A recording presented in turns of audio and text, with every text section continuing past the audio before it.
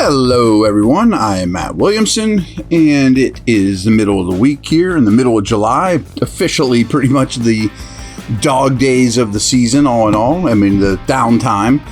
But I appreciate a lot of you have reached out to me saying, boy, I've really enjoyed these podcasts. Quick, concise, to the point, good topics, even though there's not a lot happening.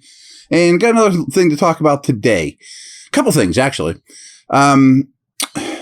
Pro Football Focus named 3 core players for every team in the league. And for the Steelers, they took TJ Watt, Minkah Fitzpatrick, Deontay Johnson. You're not going to put Cam Hayward on that list because of age.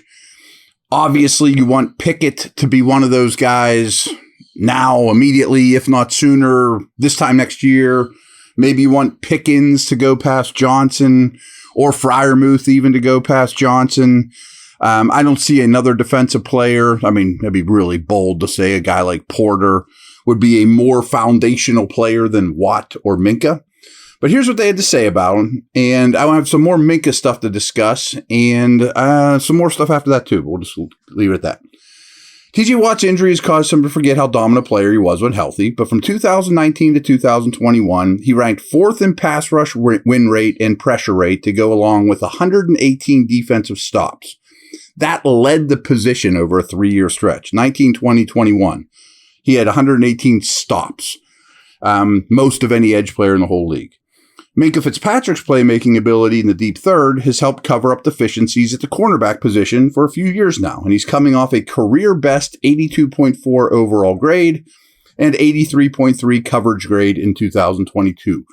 More about Minkah, but I always say he's that great goalie that allows your defenseman to cheat up, and that's true certainly for the cornerback position and everyone in coverage. Deontay Johnson still deals with the occasional drop, but they are more than negated by his acrobatic snags and how consistently he creates separation in the intermediate areas of the field. Johnson's 42 missed tackles forced over the past 3 seasons ranks 6th amongst wide receivers, and he will continue to feast as Pat Freiermuth and George Pickens develop in this offense with quarterback Kenny Pickett.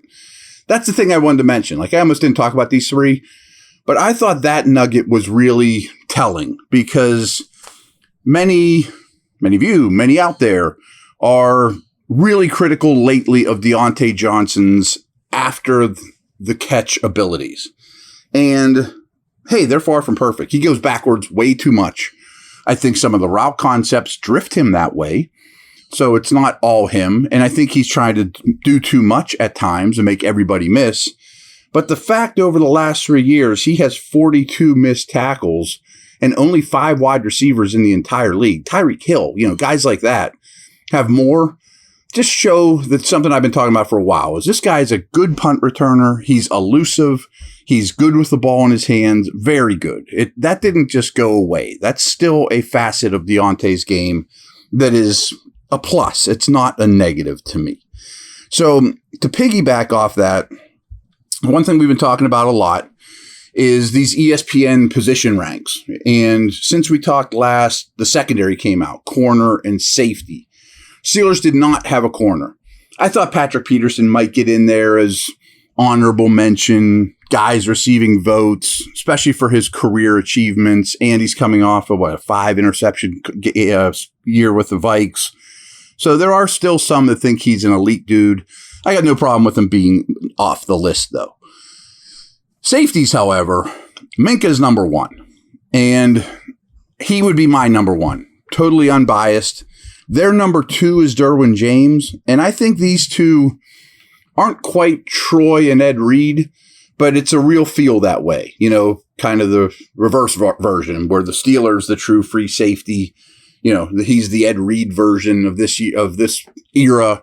And I think Derwin James is the Troy Polamalu version. He needs to stay healthy in LA, but he has game-changing rare abilities. And he's really the only safety that I would say I understand if you put him ahead of Minkah. Like, they have Justin Simmons 3, Budda Baker 4, Javon Holland 5.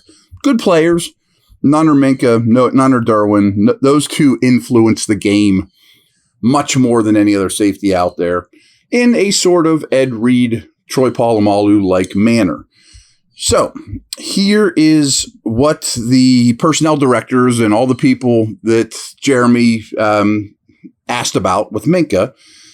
His highest ranking was 1. Someone had him ranked as low as 5, which I don't understand.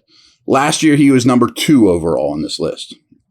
Fitzpatrick is back on top after perhaps his most dominant season as a pro, once again rewarding Pittsburgh for a stellar trade it made with Miami 4 years ago.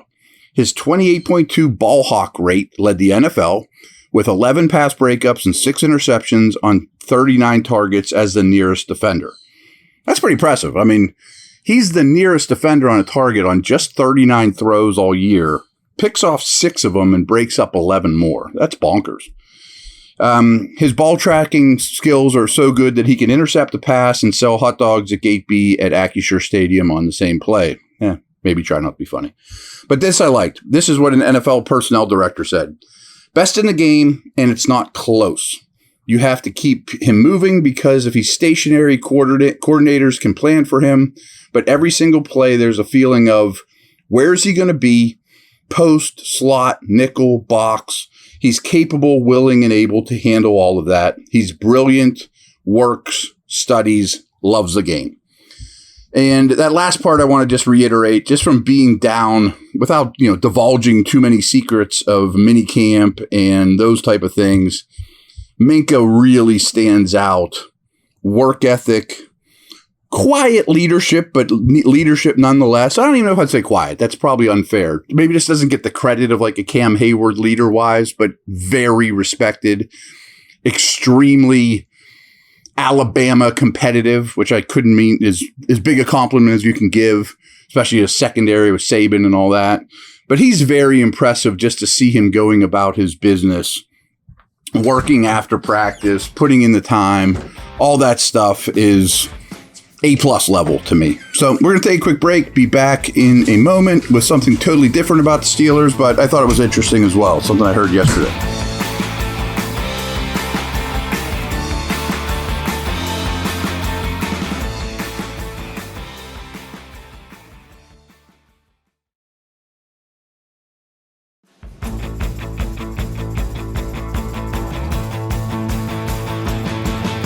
All right, we are back. And as you know, as I've been telling you, tons of change around the NFL from this year to last. Half of the league, 16 teams, have a new offensive play caller, whether it's the Mike McCarthy taking over for an offensive coordinator. It doesn't mean they hired somebody new, but there's 16 new play callers out of 32 teams. And I know you guys probably wish it was 17. And I get it. Trust me. I absolutely get it.